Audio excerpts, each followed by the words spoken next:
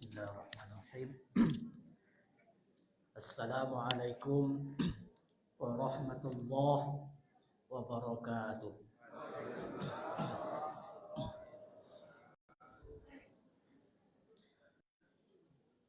Alhamdulillah. Alhamdulillahilladzi anzala as-sakinata fi qulubil mu'minin liyazdadu imanan ma'a imanihim. Walillahi junudus samawati wal ardh. Fakana Allahu aliman hakima. Ashhadu an la ilaha illallah wahdahu la syarika lah wa ashhadu anna Muhammadan abduhu wa rasuluhu la nabiyya ba'dah. Allahumma fassalli wa sallim ala hadzal nabiyil karim wa ala alihi wa sahbihi ajma'in.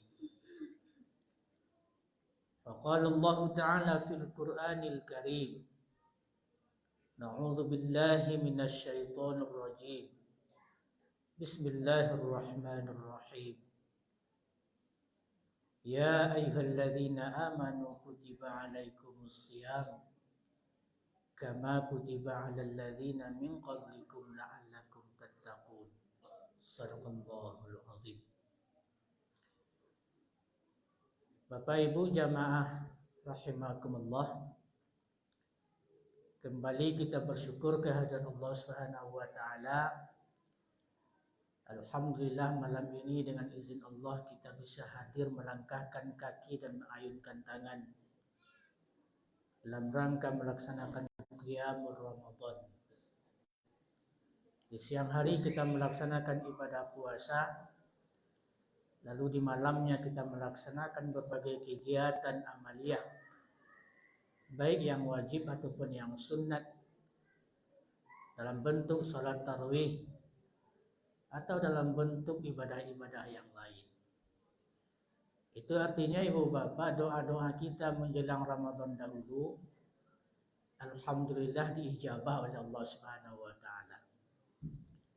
Doa awak dulu bu menjelang Ramadan datang. Allahumma barik lana fi Rajab wa Sya'ban wa ballighna Ramadan. Ya Allah, berikan kami keberkahan pada bulan Rajab. Rajab telah berlalu. Wa Sya'ban, pada bulan Sya'ban. Bulan Sya'ban telah lewat. Wa ballighna Ramadan. Sampaikan keberkahan itu ketika kami nanti bertemu dengan bulan suci Ramadan. Doa dan harapan kita ibu bapak, semoga amal ibadah yang kita lakukan, Ramadan yang kita jalani hari ini jauh lebih baik ketimbang amal-amal kita sebelumnya dan Ramadan kita pada tahun-tahun yang sebelumnya. Amin ya rabbal alamin.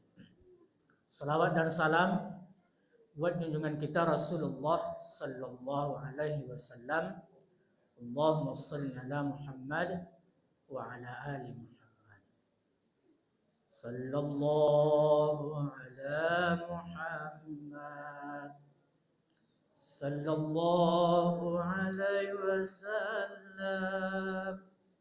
Sallallahu ala Muhammad sallallahu alaihi wasallam.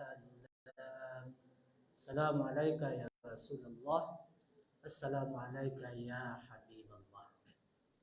Bapak Ibu jamaah rahimakumullah, untuk bahasan kita malam ini menjelang salat tarawih kita laksanakan, kita beri judul biar lebih terarah, jangan abaikan hal-hal yang bersifat sunnah.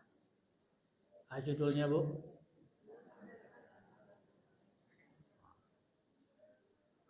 jangan abaikan hal-hal yang bersifat sunnah. Itu ceramah berapa lama Bu?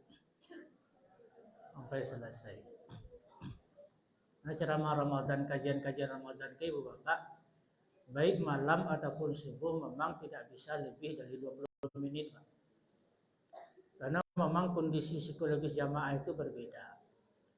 Awak siap makan kenyang, siap berpuasa, siap minum teh manis, kopi anget, siap mengkancing buah, minum kelapa muda dan macam-macam, baru kanyang atau mengantuk. Mulai Ustaz ceramah, jamaah aku langsung mencari posisi yang paling aman. Di mana posisi yang paling aman, Pak? Tunggak aja dinding. Baca lihat dari ujung sampai ke pangkal, dari pangkal sampai ke ujung. Tidak ada yang kosong dinding, Pak. Siap tunggak. Sekali liang ya, Pak. Berarti di situ nampak para mubalik ibu bapak juga harus paham dengan psikologi jamaah. Karena kalau panjang ceramah Ustaz ke ibu bapak, jamaah aku lah cedik-cedik. Nyabai batuk di ujung. Nyabai dia batuk di pangkal.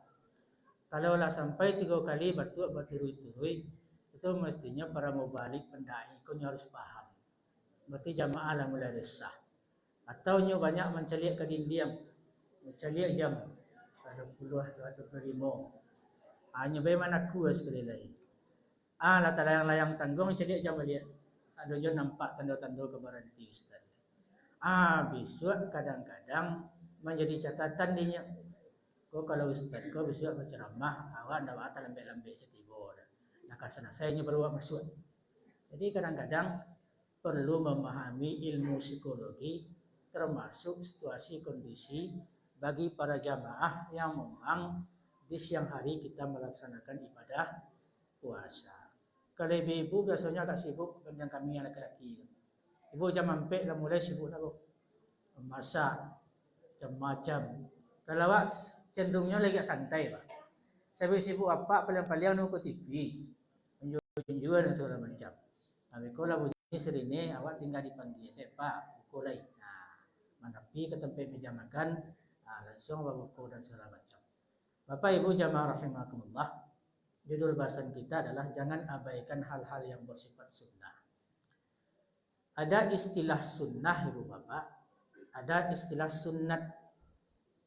Kadang-kadang dakwakan sama-sama tahu saya. Ba'a menurut sunnah, ba'a menurut sunnah. Kata-kata ini Ibu Bapak sebetulnya dari segi akar kata dia sama, baik sunnat ataupun sunnah. Tapi ketika dia dipakaikan dalam konteks ilmu yang berbeda, maka artinya juga bisa berbeda.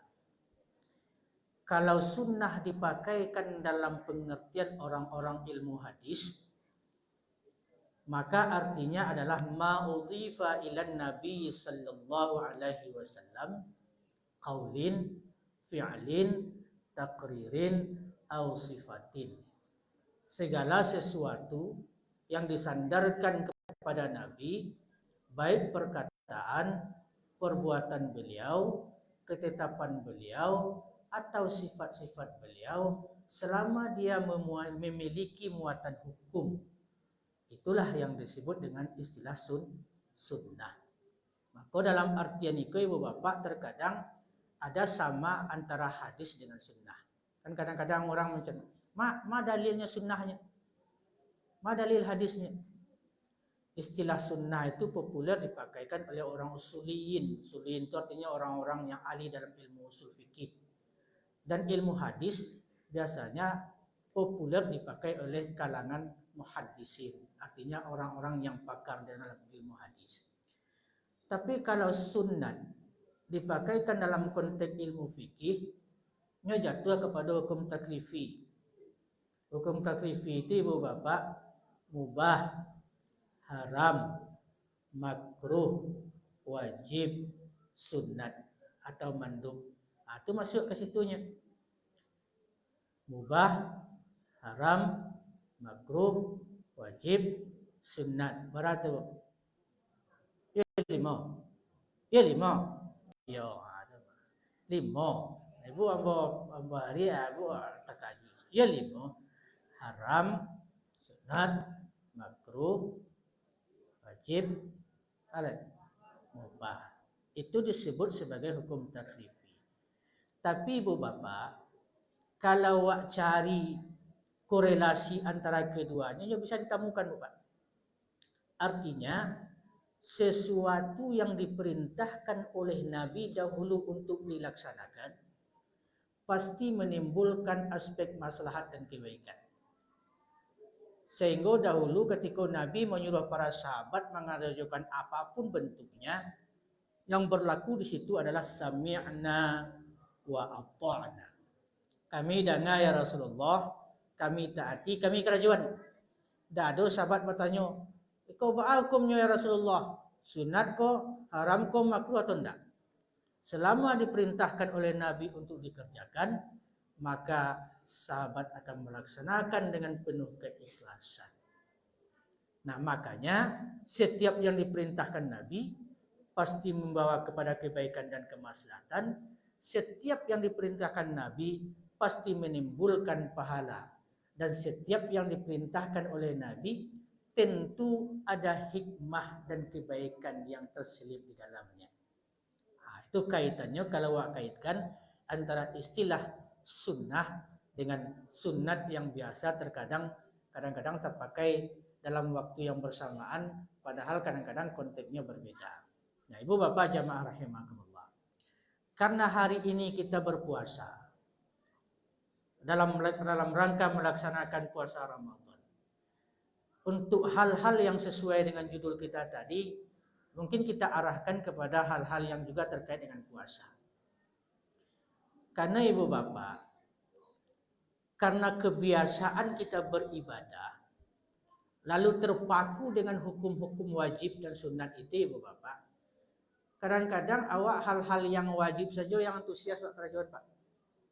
Dan karena wajib tu wak pahami, kalau wak kerajukan bapak lo ditinggalkan berdosa. Dek takut tidak dikerajukan berdosa, makanya awak lakukan. Tapi padahal kalau dilihat dari makna sunat itu dikerjakan berpahala lalu ditinggalkan tidak apa-apa, sebetulnya itu juga tidak pas. Karena itu menjadi kritikan bagi orang. Terkadang hukum makna sunat dengan makna seperti itu menjadi awak malih ibadah apa. Contohnya, ibu bisa sholat sunat tahiyatul masjid. Tapi dek kalau dipandang tahiyatul masjid itu sunat, apa nih awak tutup gigi segala macam aweko silah. Dek karena sunat. Ibu bisa sholat sunat rawatib, bisa tak aja.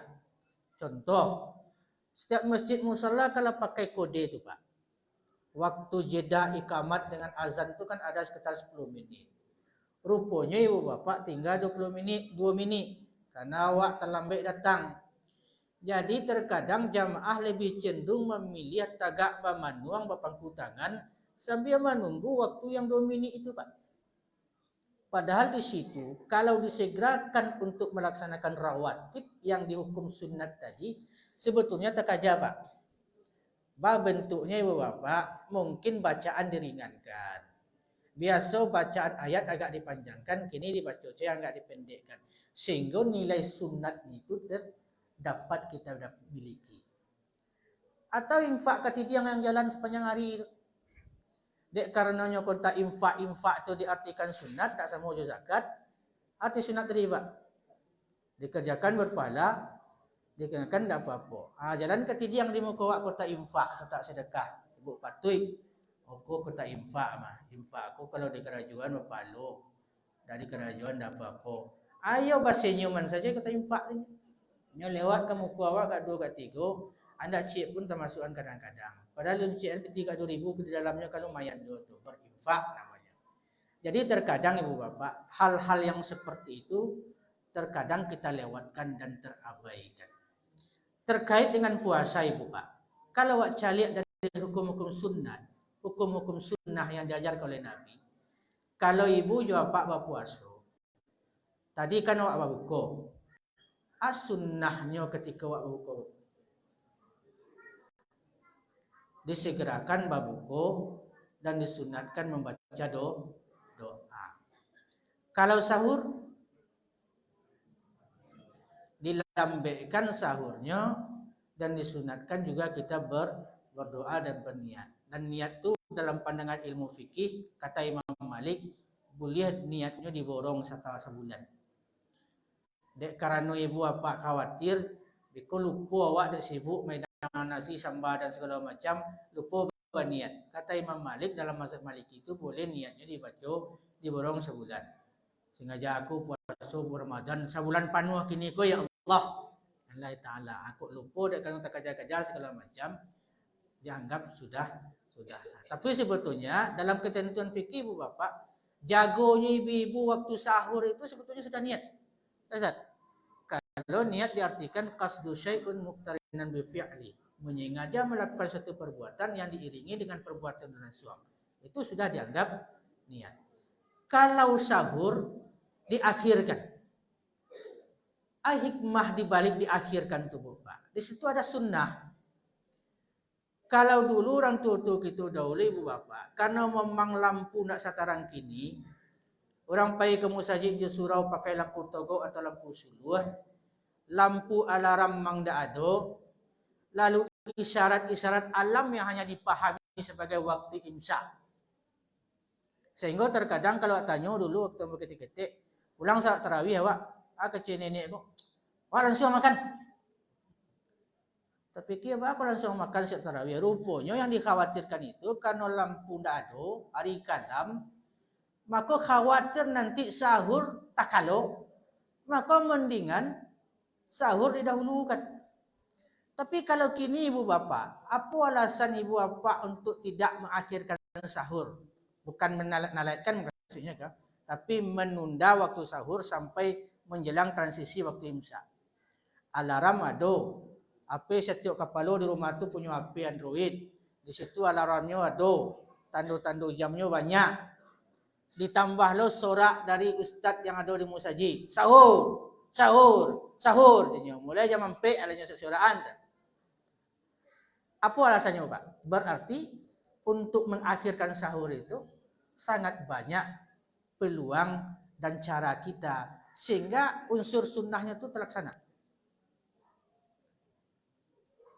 Durasi menjelang waktu salat subuh itu Bapak dan Ibu kalau di imsak, kalau acalik di imsakiyah itu kan ada 10 minit Pak. Sebetulnya kalau kita mau koreksi, sebetulnya tidak pas juga disebutkan waktu imsak. Yang paling pas itu kalau menurut Ambo waktunya waktu ihtiyat. Karena batas maksimal kita boleh makan dan minum itu kapan Pak? Kan waktu subuh dan waktu imsak. Kalau itu buat calik imsakiyah itu ada waktu rentang 10 minit. Bolehkah ibu dan bapak makan di waktu rentang 10 menit itu? Boleh. Berarti di situ tidak waktu imsak namanya. Lebih tepat mungkin dianggap sebagai waktu ihtiyat, waktu hati-hati. Kenapa dimundurkan 10 menit? Kalau nak dimundurkan 10 menit Pak, ada yang kabuang air, namun siap makan, ada yang kosok gigi, ada yang kamandi junub macam-macam. Kalau langsung batik imsak itu sama berbarengan dengan waktu subuh, tak aja berserak lengkap ke masjid. Tapi sengaja diberikan waktu tenggang 10 menit. Andaikan ibu jawab Pak tak kalau di waktu 10 menit itu pun boleh kita untuk bersantap sahur. Dek namanya ibu ahli ibadah kan. Salat tahajud, tilawatil Quran. Lalu menjelang jam 4:30. Yo marto mengantuk badan panik tak kalau pas tak cinta dicari hari jam 5 kurang 10. 5 balik minit lagi atau 10 minit lagi waktu orang azan dikumandangkan. Dijagokan orang rumah atau jagokan suami, jagokan anak-anak. Pak, bang, dah. Awak tak kalau puas 10 minit lah, cepatlah jago. Anak-anak jago. Sanduk nasi segala macam ibu bapak diambil sambal. Waktu 10 menit itu pun ibu bapak kalau menurut Ambo, kalau Pak lagi makan kencang, so lagi gadang, lalu makan pakai kuah, lulu aja agak punya agak 3 kali itu lulu aja lah Pak. Kan bisa aja tuh. Ambo rasa lalu je nasi agak ada piring Pak. Bisa aja pakai rokok sebatang. Kalau memang lagi kencang makan. Kan apa yang ada Pak? Siswa-siswa babuko tadi adalah tu ada lidi. Nyawa kuah-kuah tangguang. Dikelincuan je nasi. Disuuk kadang-kadang. Punya 3 kali. Ndak je dituntut pakai ilmu kesihatan Pak. Lulu aja lah. Ditunduan juga ia minum banyak-banyak. Lewat nasi sepiring. Artinya sunnahnya itu terbawa dan kita mendapatkan nilai-nilai yang terkadang di situ kita abai Pak. Padahal di situ ada hikmah dan manfaat. Rupanya ibu bapak dari segi orang kesehatan ternyata sahur diakhirkan itu banyak kesehatannya. Karena memang kalau kita sahur diakhirkan, fisik kita sangat-sangat siap untuk melaksanakan berbuka selama tidak makan dan minum itu selama sampai menjelang azan dikumandangkan. Kalau jam 5 nanti awak sahur buka, waktu azan dikumandangkan, kalau saya lihat kan jam 5:08. Itu kan Bu. Hitunglah sampai nanti kita berbuka jam 18.32 itu. Berapa jam itu Bu? Taruhlah 13 jam. 13 jam itu artinya tubuh ini sangat-sangat mampu untuk tidak makan dan minum. Dan disitulah indahnya puasa dalam pandangan Islam. Karena Islam itu, puasa itu diartikan imsakum minal muftirat min tulu'il fajri ila ghurubisy syams. Menahan diri dari makan dan minum kapan itu? Mulai dari terbit fajar sampai terbenam matahari. Kalau mau tanya ke ibu Pak, andaikan disuruh Pak hendak makan dan minum mulai dari terbit fajar sampai jam 9 boleh taluk dia ibu Pak. Sabana taluk kalau memang perintah agama, tapi menyalahi fitrah. Karena Allah lah yang mendesain ke tubuh kita ini. Tentu Allah pula yang paham dengan kemampuan fisik. Makanya ibu bapak, puasa melebihi kadar yang ditetapkan itu, dia akan merusak. Dan justru tidak menimbulkan efek kesehatan, tapi justru akan menimbulkan kemudaratan kepada kita. Disitulah indahnya Islam mengatur puasa itu, sehingga puasa itu di samping ibadah, dia memiliki efek kesehatan kalau memang kita jalankan berdasarkan petunjuk yang diajarkan oleh Nabi kita. Nah, satu. Kalau berbuka, segerakan. Pak kan sibuk pulang kerja jam 4. Rupa kerja di kantor menumpuk, dibawa pulang. Dibawa laptop, memang mengetik segala macam. Asyik mengetik berkerja, rupanya lah dekat waktu berbuka. Berbunyi serine. Dia suara anda nak, Pak, pukul Pak. Lanjut lu. Kau tergantung kerja. Itu tidak memenuhi sunnah namanya. Segerakan ibu bapak, kok kan dilanjutkan bawa ngetik, kau bakal segala macam, batalkan puasa dulu ketika waktu berbuka sudah ada. Jadi rupanya ndak balagak-lagak ogah-ogahan lo situ. Ambo taluk sajam lagi setelah itu kamu kue ga? Manga sajam lagi 3 jam lagi setelah ambo buku kau taluk je mau nak makan dan minum. Bukan itu yang dituntut, tapi yang dituntut di situ ada nilai sunnah yang diajarkan oleh Nabi kita. Segerakan berbuka puasa. Jadi ibu bapak, hal-hal yang seperti itu ibaratkan orang peta Minangkabau ibu bapak. Menceliak contoh kanan sudah tua, kanan manang alam terkembang jadi guru. Pasal jalan dia bertempuh, apa kaji dia berulang. Sebenarnya kegiatan-kegiatan itu kan sudah kita laksanakan bapak. Tapi karena memang kesibukan dengan berbagai alasan, nilai-nilai yang diajarkan oleh Nabi itu karena kita memandang itu dianggap sunat, kadang-kadang kita lalai dan terkadang kita abai untuk melakukan. 2 hal yang kita sebutkan tadi itu ibadah yang disunatkan langsung berkaitan dengan ibadah puasa Ramadan. Di luar itu ibu bapak, ada juga yang disunatkan. Ini tidak langsung berkaitan dengan puasa Ramadan, tapi dia menjadi afdal dan lebih utama ketika Ramadan datang. Contohnya ibu, talil Quran, membaca Al-Quran. Apa lagi? Berinfak, bersedekah. Afdalus sedekah kata Nabi. Seafdal-afdalnya sedekah itu adalah sedekah pada bulan Ramadan. Apa lagi? I'tikaf. I'tikafuna fil masajid. Yang biasa tradisi awak 10 terakhir menjelang Ramadan berlalu. Masyarakat berbondong-bondong i'tikaf di masjid. I'tikaf tu boleh kini mulai. Tak mesti 10 hari. Dan sudah dari kini ibu bapak i'tikaf, walaupun nanti 10 terakhir itu kan orang harap akan bertemu dengan malam Lailatul Qadar, makanya agak lebih intens waktunya di situ.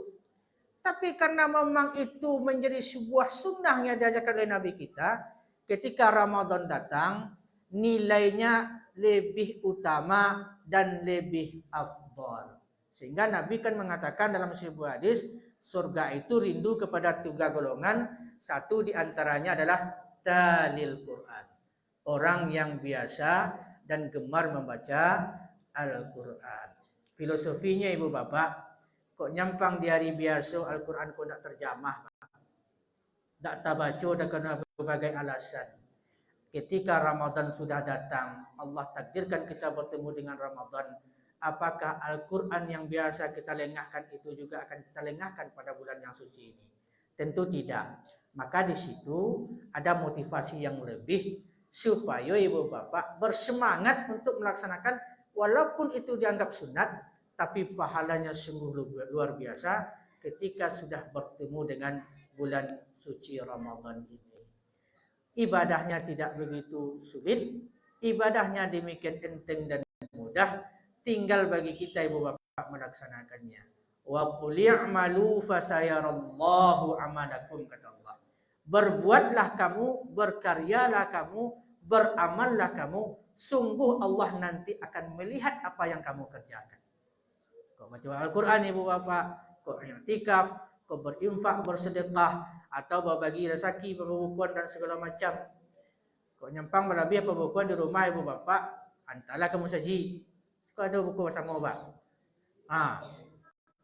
Kan ada satu hari tu dibeli onde-onde tu kat kedua kotak pak, cik untuk rumah, cik untuk masjid. Dibeli ya kerembi muda tu agak 3, 2 untuk masjid, cik untuk di rumah. Dia ada benda tu bu? Enggak, lain. Terutama termasuk ustaz-ustaz ada masjid. Ibu lama-lama makan di rumah. Ketika azan dikumandangkan, imamnya dituntut. Tapi giliran kau buku, anda tak kenal ustaz. Ada je model tu.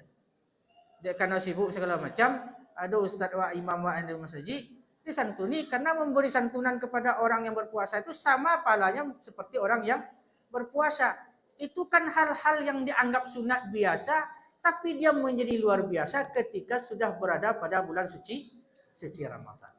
Maka ibu bapak, sesuai dengan judul kita tadi, jangan abaikan dan jangan lalaikan walaupun itu hal-hal yang bersifat sunat. Ramadan membentuk pribadi kita menjadi pribadi yang lebih baik. Ibadah sunat dianggap seperti ibadah wajib. Ibadah wajib dilipat gandakan pahala bagi Allah, bagi yang mereka dikehendaki oleh Allah. Semoga dengan puasa Ramadan itu betul-betul menjadikan pribadi kita pribadi yang muttaqin atau bertakwa sesuai dengan janji Allah dalam ayat yang kita bacakan tadi, la'allakum tattaqun. Ya bu? Ya bu? Wah kalau lalu nak sesuara. Nyo kalau lalu nak bersuara ku isyarat alam jo namanya bapak. Itu yang mau sampaikan di awal tadi. Para mubalik ku memang harus paham jo dengan ilmu psikologi jamaah. Kalau lalu nak suara, lah banyak menaku-naku atau lah banyak menceliak dinding jam, abo maklum dan mengerti dunia bapak.